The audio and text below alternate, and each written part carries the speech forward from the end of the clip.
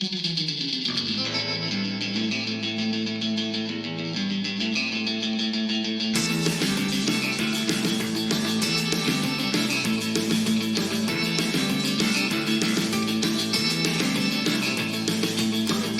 to the Mason Guard Show. Unscripted, uncensored, unapologetic.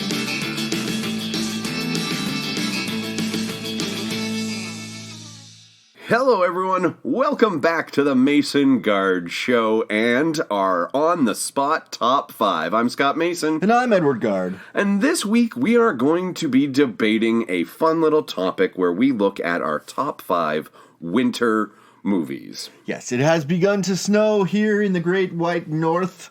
Mariah Carey is once again relevant for about a month, as she does once every year. She shows up to annoy us. Yeah, we got hit with our first couple of snowstorms, so we thought that this should be in the bucket, and it got pulled for winter movies. Yeah, I did figure we might get it a little bit later in the year, but it ended up coming real quick. So here we are. We, as we explained on the spot top 5, where we have about 15 minutes before the show to come up with our top 5 list.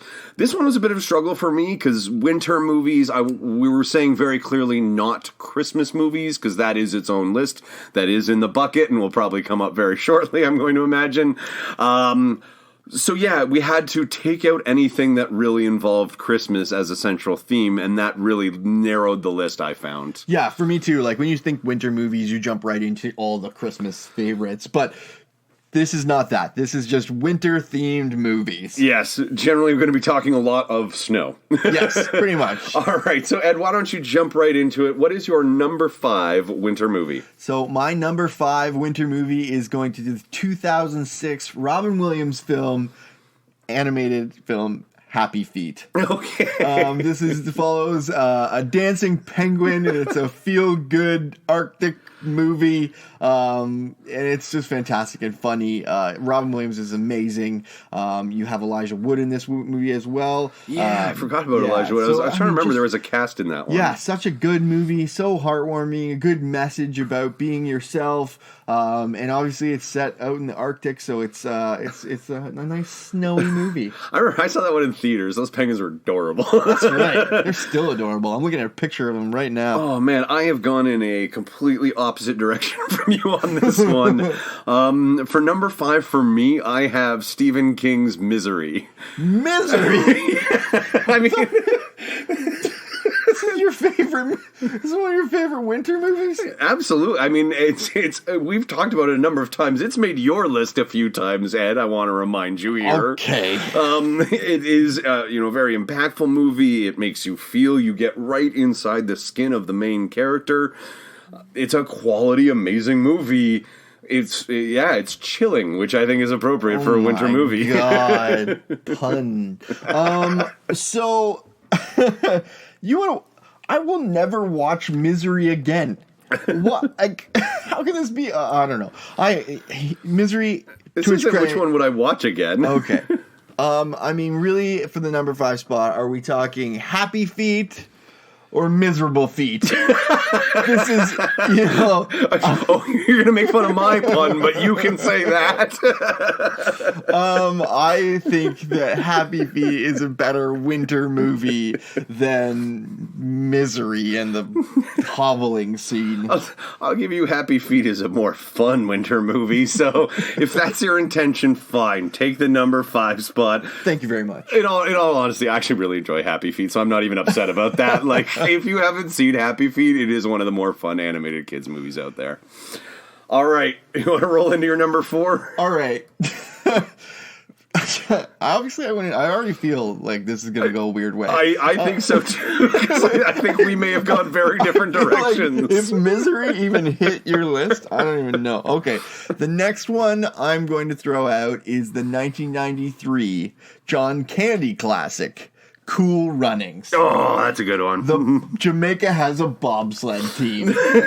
This is obviously a bobsled movie. It's set in the Canadian Olympics, following Jamaica's bobsled team, and it's a heartwarming, wintry classic about some bobsledders. All right. Well, when I think of winter, I think of nonstop adrenaline rides. Like when a bunch of thieves have their heist money go all over the Rocky Mountains. I don't think it's Rocky Mountains, but for those of you who don't know what I'm talking about Cliffhanger. Oh. I mean, Cliffhanger is an awesome movie. I didn't actually see it until probably about 5-6 years ago for the very first time.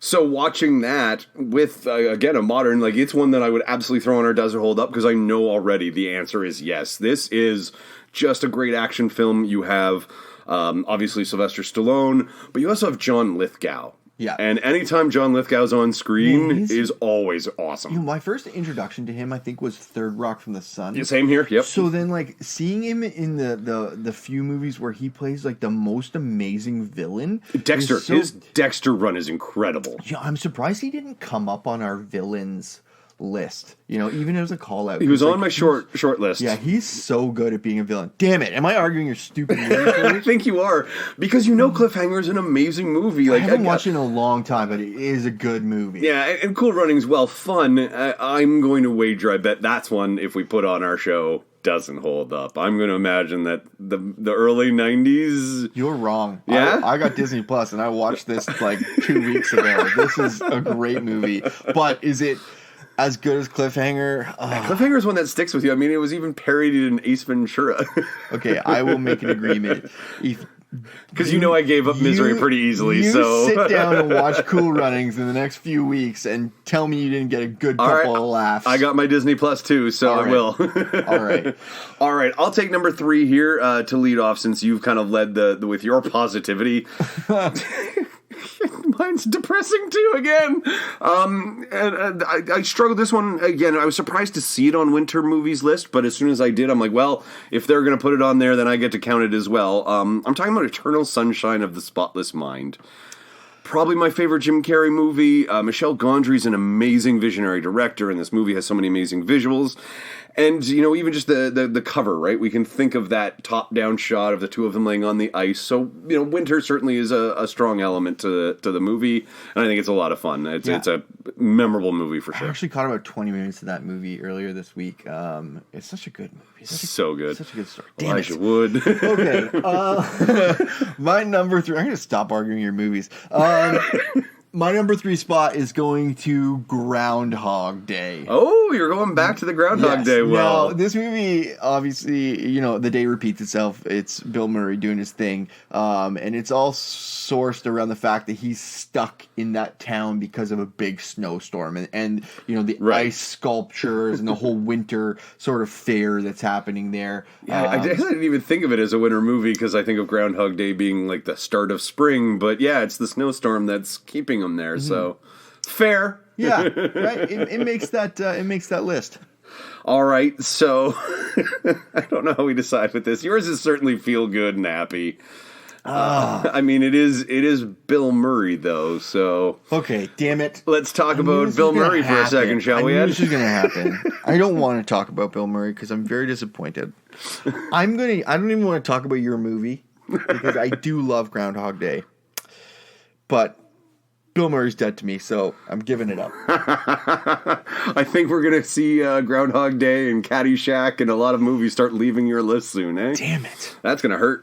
It is going to hurt. All right. Go-to. What about number 2? What you got? My number 2 spot is going to another John Candy movie. Okay. Planes, Trains, and Automobiles. Classic. Now, this movie is incredible. So funny. Directed by John Hughes, obviously. You've got such a great cast in this movie. People are so funny. Steve Martin, John Candy, like just a classic movie that's based around the sort of winter season while they're traveling and all the things they run into because of it. Just a feel good family movie, and I love it. All right, man. And I, once again, have gone in the exact opposite direction. I think for me, winter is just such a dark, depressing time that's to me what a winter movie really is dark and scary and oppressive, like my number 2 film, The Shining.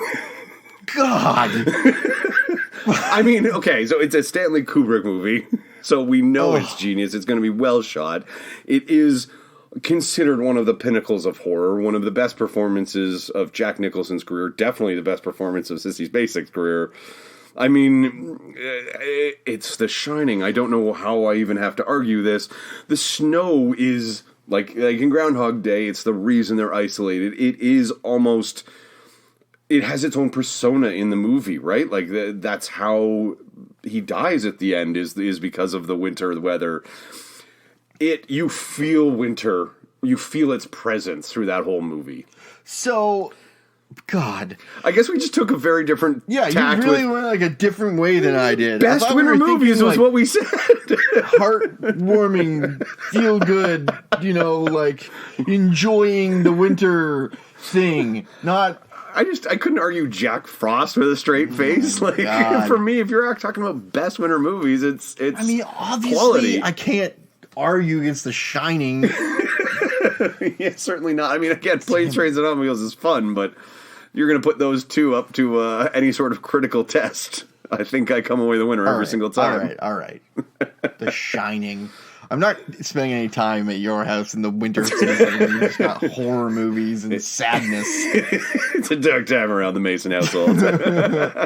Okay. All right. What's your number one spot? Because I feel like I chose something here that might, be good to argue with you on. Okay. Well, again, I've gone again very dark with this one, but this is a movie where winter is practically a character. I think it plays a very important role in the cinematography, in the plot, and I'm talking about the Coen brothers' Fargo. Simply just beautiful when it comes to the winter and the way they shoot it. So I was actually excited to argue your dark freaking movies here because I also chose Fargo at number one. I thought it was going to be a show stealer. I didn't realize you were going to go with like The Shining and Misery. God. Yeah, Fargo's fantastic. The winter is an impact here. It is, like you said, it is a character. It makes the movie. The entire experience is forced around the fact that in that small town, the winter is such an impact on them. And just a beautiful film. Again, very dark, which is different than the rest of my list, but I thought it deserved this spot because, like, when you're talking winter movies, this one... There's just iconic shots where, again, the snow plays into the shot. The one that's always stuck in my brain, like it's one of my favorite film shots of history. It's just an overhead shot of a parking lot with just pristine snow, and then a car drives in and stops, and just it's such a simple shot, but I love it. You have Steve Buscemi sticking the thing to mark where he's buried the money.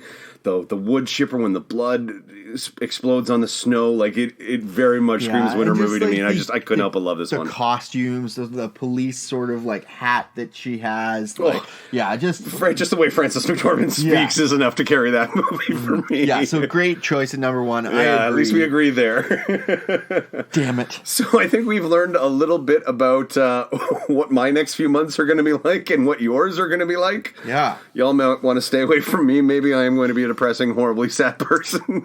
What Christmas movies you're going to talk about? Some definitely Bad Santa. The Grinch at all 5 spots. Different versions of The Grinch. Okay, well, and you know what? That's our list. I don't want to go through it.